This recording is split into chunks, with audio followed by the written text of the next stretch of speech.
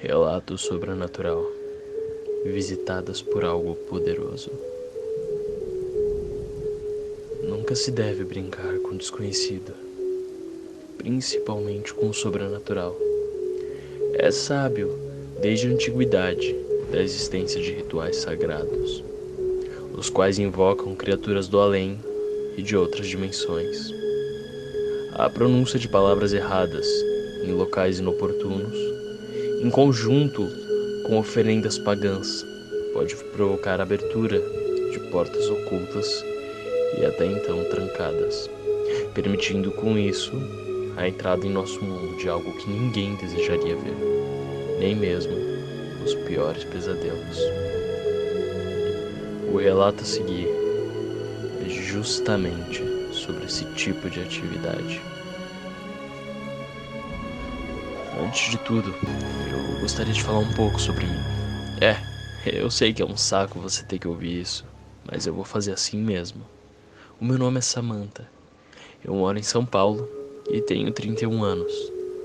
Tenho duas amigas que são inseparáveis, Tamara e Juliana.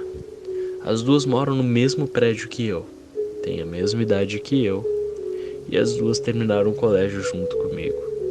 Nós somos amigas desde que éramos bem novas. Mais ou menos nos conhecemos com uns 7 ou 6 anos. Temos uma amizade bem forte. Quando tínhamos 17 anos, a gente passou a se interessar pelo oculto. Sabe como é, né? Algumas garotinhas entediadas e sem nada pra fazer. Começamos com coisas bobas, brincadeira do copo, brincadeira com espelhos e velas em quartos escuros. Ficar no escuro absoluto e falar algumas coisas.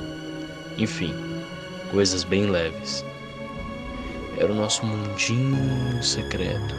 Ninguém de fora da nossa pequena roda sabia o que fazíamos. E assim, nos sentíamos especiais. O tempo foi passando e nós fomos nos aprofundando um pouco mais no oculto, mas sem se centralizar em algo, vendo um pouco de tudo. Víamos coisas de Wicca, satanismo, espiritismo. O que tivesse algo de sombrio e oculto interessava a gente. Bom, a internet sempre ajudou muito, trazendo muita coisa que a gente não achava em lugares de fácil acesso. Afinal, você não encontra literatura de como invocar espíritos ou fazer poções na Saraiva. Nunca nos focalizamos em algo específico. O oculto era a nossa crença e tudo o que fazia parte dele. Até hoje lembro do nosso primeiro ritual sério que fizemos. Trajes apropriados, adagas, pequenos cortes nas mãos, sangue e fogo. Palavras estranhas a serem ditas e poções a serem bebidas. Foi tudo muito mágico e especial. Não aconteceu nada do que esperávamos que aconteceria. Para falar a verdade, não aconteceu nada mesmo. Foi algo mais psicológico do que real. A gente sabia que não tinha acontecido nada, mas a gente sentia que depois de tudo aquilo, a gente não era mais 3 menininhas brincando de bruxaria. Foi uma espécie de festa de debutante. Simplesmente não éramos mais as mesmas. Depois daquele ritual, começamos a fazer outros. Seguimos datas específicas e certas fases da lua ou posição do sol para alguns. Outros, a gente só fazia quando tinha vontade. Alguns, até inventávamos, apenas seguindo o que parecia ser o certo a se fazer. O importante mesmo era fazer juntas. Com o tempo, os rituais se tornaram normais em nossas vidas e acabamos criando a nossa própria religião, que era como uma colcha de retalhos de várias religiões, abrangendo tudo o que fizesse parte do oculto e o que parecesse certo para nós. Porém, certa noite eu tive um sonho. Eu sonhava que estava numa floresta densa e cheia de árvores. Era noite e eu estava perdida. Depois de vagar por algum tempo na escuridão, eu consegui ver uma clareira com uma fogueira e fui naquela direção. Quando eu cheguei lá, tinha o que parecia ser um homem, embaixo de um cobertor. Ele estava sentado de costas para mim, de frente para o fogo. Apesar do barulho da floresta, eu consegui ouvir a respiração pesada dele. Eu tentei me aproximar dele, mas não conseguia me mexer. Ele se levantou, ainda coberto pela manta.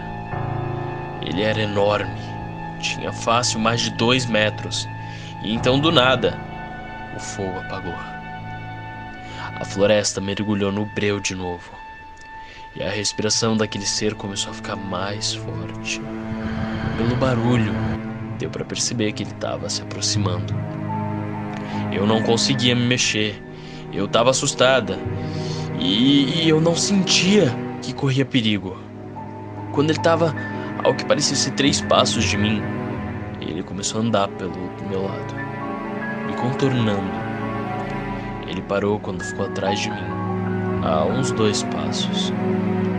A única coisa que eu ouvia era aquela respiração pesada e forte agora.